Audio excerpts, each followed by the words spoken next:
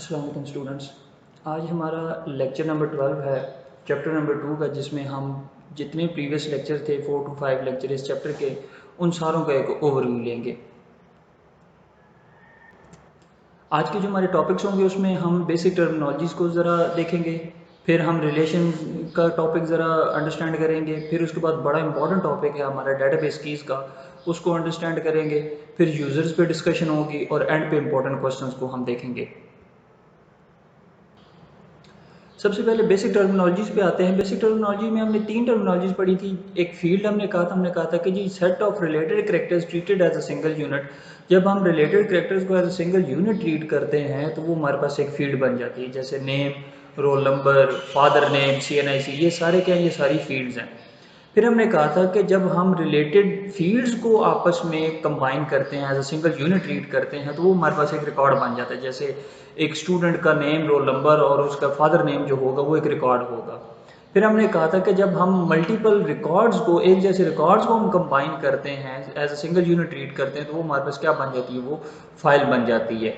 ठीक है, तो ये हमारे पास 3 टर्मिनोलॉजीज ऐसी थी जो फाइल मैनेजमेंट सिस्टम या जो ट्रेडिशनल मैनेजमेंट सिस्टम थे उनमें यूज़ की जाती थी।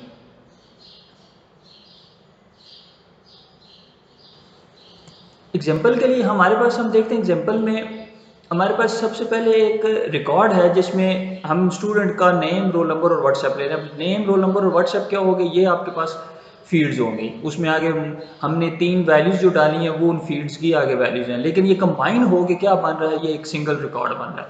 इसी तरह हमारे पास एक रिकॉर्ड और हो सकता है। अब हमारे पास 2 रिकॉर्ड्स हो गए, एक जैसे थे 2 रिकॉर्ड, उसमें भी अब फील्ड हो गई, उसमें भी हमारे पास वैल्यूज आ गई, तो ये एक रिकॉर्ड बन गया। फिर इसी तरह हमारे पास एक और रिकॉर्ड आ गया। ठीक है, तो ये अब हमारे पास क्या है, ये 3 रिकॉर्ड और हर रिकॉर्ड में एक जैसी हमारे पास फील्ड्स आ गई हैं। अब फील्ड भी हमारे पास आ गई, हमारे पास रिकॉर्ड भी आ गया, लेकिन जब हम इसको कंबाइन करके पढ़ेंगे तो ये हमारे पास क्या बन जाएगी, वो एक फाइल बन जाएगी। अब इस फाइल में हमारे पास 3 जो हैं वो रिकॉर्ड्स मौजूद हैं।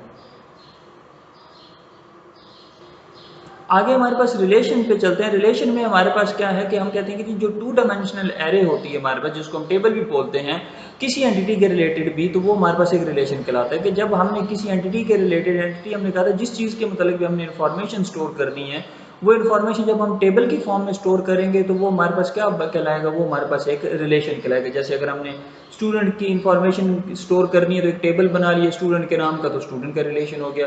टीचर की इन्फॉर्मेशन स्टोर करनी है तो टीचर का नाम का टेबल बना लिया, तो वो हमारे पास टीचर का रिलेशन हो गया। अब वो उस टेबल में जो कॉलम हमारे होंगे, ये जो करेक्टरिस्टिक्स होंगी, वो रिप्रेजेंट क्या कर रही होंगी, वो एट्रीब्यूट्स को रिप्रेजेंट कर रही होंगी। कि वो हमने जो इन्फॉर्मेशन स्टोर करनी है, वो कॉलम कौन से होंगे, वो हमारे पास एट्रीब्यूट्स कहलाएंगे।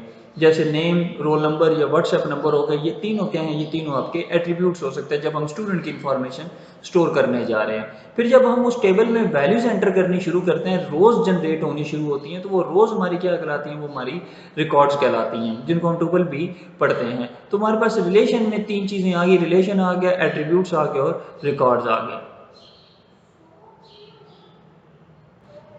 अब एग्जाम्पल रिलेशन की ज़रा देख लेते हैं कि आपके पास टॉप राइट कॉर्नर में हमने जो अर्लियर सिस्टम था उसमें हमने फाइल मैनेजमेंट सिस्टम में भी फील्ड, रिकॉर्ड और फाइल को देख लिया। अब वही चीज़ आपकी जब रिलेशन की फॉर्म में आती है तो आप देख रहे हैं कि एक टेबल आपका बना है जिसमें 3 कॉलम है, रोल नंबर, नेम और व्हाट्सएप नंबर। ये वही फील्ड्स हैं, वही एट्रीब्यूट्स हैं जो हमने वहाँ पे पढ़े थे। लेकिन इसमें हम अलग-अलग फाइल बनाने की बजाय हमने क्या किया, हमने रिकॉर्ड्स रोज की फॉर्म में स्टोर कर ली। तो आपको 3 रिकॉर्ड्स वही जो वहाँ पे स्टोर थे, यहाँ पे भी सेम रिकॉर्ड स्टोर हैं, लेकिन वो रोज की फॉर्म में स्टोर है। तो ये कॉलम एंड रोज मिल के आपस में एक टेबल बनाया और उस टेबल का नाम हमने रिलेशन रख दिया, जो कि इस केस में हमारे पास ऑनलाइन क्लासेस के नाम से बन रहा है। आगे हमारे पास रिलेशन की प्रॉपर्टीज आती है। तो पहली प्रॉपर्टी ये है कि किसी भी रिलेशन में जब टेबल की हम बात करते हैं कि 2 रोज जो आपकी होंगी वो डुप्लीकेट नहीं होनी चाहिए, एग्जैक्टली सिमिलर नहीं होनी चाहिए। कोई एक सेल की वैल्यू आपकी चेंज हो सकती है, लेकिन सारी की सारी आपकी वैल्यूज किसी भी 2 रोज की आपस में सिमिलर नहीं होनी चाहिए। फिर आपके पास जो कॉलम या एट्रीब्यूट्स हैं उनकी जो वैल्यूज़ हैं वो हमेशा अटॉमिक होनी चाहिए। अटॉमिक हम कहते हैं कि जो फर्दर डिवाइड ना हो सकती हो। अब सेल जो हमारे पास कहलाता है, हम कहते हैं कि जब रोज एंड कॉलम आपस में इंटरसेक्ट करते हैं तो वो जो एक डब्बा सा बनता है उसको हम सेल कहते हैं। अब उस सेल में आपकी सिंगल वैल्यू होनी चाहिए, मल्टीपल वैल्यूज़ नहीं होनी चाहिए। फिर रो का जो ऑर्डर होगा वो इनसिग्निफिकेंट है कि आप एक टेबल में रोज पूरी की पूरी रो को ऊपर नीचे कर सकते हैं, उससे आपके रिलेशन पे कोई फर्क नहीं पड़ेगा। सिमिलरली अगर आप कॉलम का ऑर्डर चेंज करते हो, पूरे पूरा कॉलम आगे पीछे कर देते हो, तो वो उससे भी आपके रिलेशन पे कोई फर्क नहीं पड़ेगा, आपका फिर भी relation as it is information store कर रहा होगा। आगे हमारे पास कीज आ जाती हैं। कीज हम कहते हैं कि वो एट्रीब्यूट या सेट ऑफ एट्रीब्यूट्स जिनको हम यूज करके टेबल में से या रिलेशन में से इंफॉर्मेशन फेच करते हैं, गेट करते हैं या हम अपडेट कर सकते हैं, तो वो हमारे पास कीज कहलाती हैं। अब हमने ये देख लिया कि हमने कीज यूज किस लिए करनी है। वो एक तो एट्रीब्यूट होंगे या सेट ऑफ एट्रीब्यूट्स हो सकते हैं जिसमें हम टेबल में से इंफॉर्मेशन गेट करेंगे। अब टाइप्स ऑफ कीज कौन सी आती है हमारे पास? सबसे पहले प्राइमरी की आती है।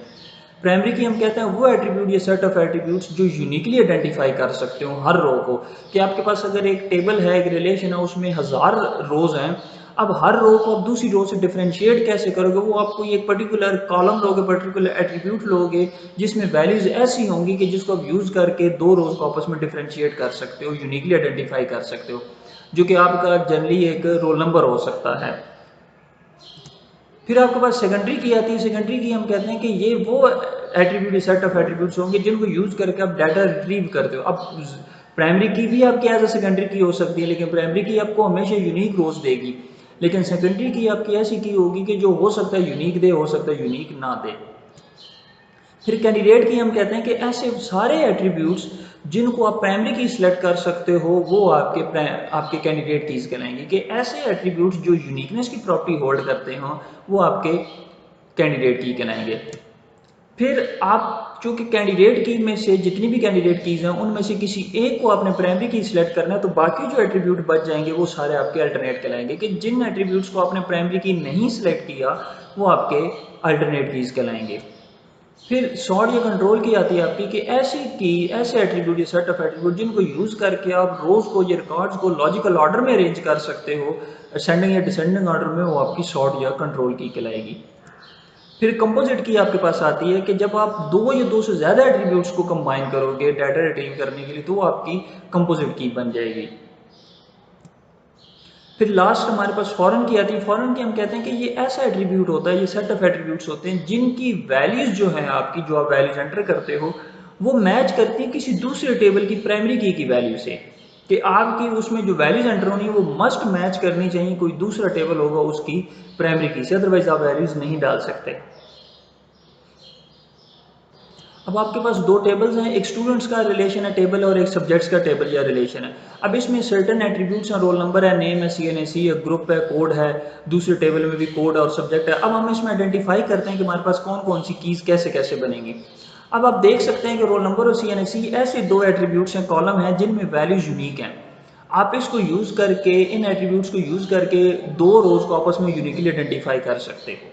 ठीक है, तो ये क्या होगी? ये कैंडिडेट कीज होगी। लेकिन आपने उसमें से रोल नंबर को चूंकि सिलेक्ट कर लिए कि हम इसको यूज करके डिफरेंशिएट करेंगे, आइडेंटिफाई करेंगे, तो आपका रोल नंबर क्या बन गया? वो प्राइमरी की बन गया। तो फिर आपका CNAC नंबर जो बच गया वो क्या कहलाएगा? वो अल्टरनेट की कहलाएगा, कि आपने CNAC को सिलेक्ट नहीं किया प्राइमरी की के तौर पे, तो वो अल्टरनेट की हो गया। लेकिन अगर आप CNAC को प्राइमरी की सिलेक्ट करते तो रोल नंबर आपका क्या हो जाता? वो आपका अल्टरनेट की हो जाता। फिर इसी तरह दूसरे टेबल में भी आप देख सकते हैं कि आपके पास दो कॉलम है, कोड और सब्जेक्ट का।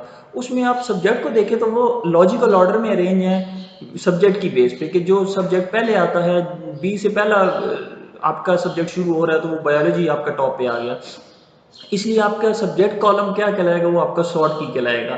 फिर कोड आपका जो है इसी टेबल में वो आपका यूनिकली आइडेंटिफाई कर सकता है रोज को, तो आपका ये कोड क्या बनेगा? प्राइमरी की। लेकिन आप देख रहे हैं कि वही कोड आपका स्टूडेंट्स रिलेशन में भी यूज हो रहा है, तो इसलिए आपका वहां पे वो फॉरेन की कहलाएगा, लेकिन ओरिजिनल टेबल में सब्जेक्ट में वो प्राइमरी की था।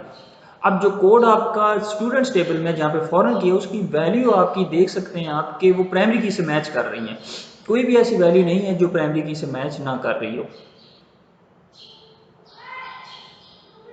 आगे हमारे पास लास्ट यूजर्स का टॉपिक आता है। यूजर हमने कहा था कि वो लोग होते हैं जो आपके डेटाबेस को यूज करते हैं या मेंटेन करते हैं, तो उनको आप यूजर कहते हो। वो ये अब लोग होंगे, एक्चुअल लोग होंगे, तो ये तीन तरह के आपके यूजर ये लोग होते हैं। पहले आपके एंड यूजर आते हैं। ये वो लोग होते हैं जो आपके डेटाबेस को यूज करते हैं अपनी स्पेसिफिक नीड्स के हिसाब से। आपकी वो हो सकता है उन्होंने कोई इन्फॉर्मेशन गेट करनी हो, तो वो आपका टेबल डेटाबेस यूज कर रहे हैं, तो वो एंड यूजर है। ठीक है, उन्होंने कोई इन्फॉर्मेशन अपडेट करनी है तो वो आपका डेटाबेस यूज़ कर रहे हैं अपडेट करने के लिए, तो वो भी एंड यूज़र्स हैं। अब एंड यूज़र्स के पास हो सकता है कोई टेक्निकल नॉलेज ना हो। इसकी एग्जांपल हमने रिजल्ट के लिए देखी थी कि जब आप अपना रिजल्ट देखने किसी बोर्ड की वेबसाइट पर जाते हो तो आप जब अपना रोल नंबर एंटर करते हो तो आपको अब नहीं पता कि डेटाबेस का स्ट्रक्चर क्या है, डेटाबेस कैसे बना हुआ है। आप चूँकि टेक्निकल ना हो, आपको डेटाबेस की नहीं है, फिर भी आप यूज़ कर रहे हो, आप इंटरेक्ट कर रहे हो डेटाबेस के साथ, तो आप क्या हो, आप एंड यूज़र हो। फिर दूसरे नंबर पे डाटा एडमिनिस्ट्रेटर्स आते हैं। डाटा एडमिनिस्ट्रेटर्स वो लोग होते हैं जो आपके पूरे ऑर्गेनाइजेशन का जो डाटा होता है उसके रिस्पॉन्सिबल होते हैं। अब डाटा एडमिनिस्ट्रेटर का काम है कि वो डाटा की सिक्योरिटी को चेक करे, डाटा को ये देखे कि क्या डाटा उसमें ठीक इंसर्ट हो रहा है या डाटा ठीक मेंटेन हो रहा है कि नहीं हो रहा। फिर अगर किसी बंदे को ट्रेनिंग चाहिए तो वो भी डाटा एडमिनिस्ट्रेटर का ही काम बनता है। फिर डाटा बेस एडमिनिस्ट्रेटर आ जाते हैं जिनको हम डीबीए भी बोलते हैं। अब डीबीए का काम होता है कि वो डाटाबेस को मेंटेन करे, डाटा को नहीं उसने देखना, उसने पूरे के पूरे डाटाबेस को देखना है कि आपका डाटाबेस क्या अवेलेबल भी है कि नहीं है, क्या डाटाबेस में कोई डैमेज तो नहीं होगा। अगर डैमेज हो गया तो बैकअप कॉपी बनाना भी डीबीए का काम, और फिर उसको यूज़ करते हुए रिस्टोर करना भी डीबीए का काम है। तो जनरली आपके डाटाबेस और डाटा एडमिनिस्ट्रेटर दोनों मिलकर आपस में काम करते हैं। तो ये क्या है, ये आपके 3 तरह के लोग हैं जिनकी रिस्पॉन्सिबिलिटीज़ का आपको थोड़ा सा आइडिया होना बहुत ज़रूरी है। आगे आपके कुछ इंपॉर्टेंट क्वेश्चन आते हैं जो पेपर में अक्सर आ जाते हैं। शॉर्ट क्वेश्चन भी आपके आ सकते हैं, उसमें आपके पास लॉन्ग क्वेश्चन भी आ सकते हैं। जो लॉन्ग क्वेश्चन है वो बड़ा इंपॉर्टेंट क्वेश्चन है, what are keys, use examples to describe different types of keys. ये पेपर में अक्सर, ये पहले भी आ चुका है, चांसेस इसके हैं कि ये इस दफ़ा भी आ जाए। तो आपको ये टॉपिक आपको बहुत ज़्यादा केयर के साथ याद करना है। सो स्टूडेंट, आज का हमारा लेक्चर यही था। हमने पूरे के पूरे चैप्टर का एक ओवरव्यू लिया जिसमें हमने बेसिक टर्मिनोलॉजीज भी देख ली, हमने रिलेशंस को भी देख लिया, फिर हमने कीज़ का भी टॉपिक बड़ा डिटेल में जाकर अंडरस्टैंड किया एग्जांपल्स के साथ, फिर यूजर्स को भी हमने देखा। तो अगर आपका कोई क्वेश्चन इस लेक्चर के रिलेटेड हो, इस टॉपिक में, इस चैप्टर के रिलेटेड हो, तो आप हमें वीडियो में नीचे कमेंट भी कर सकते हैं। आप चाहें तो व्हाट्सएप पे भी हमें मैसेज कर सकते हैं या आप ईमेल पे भी कांटेक्ट कर सकते हैं। Thank you so much.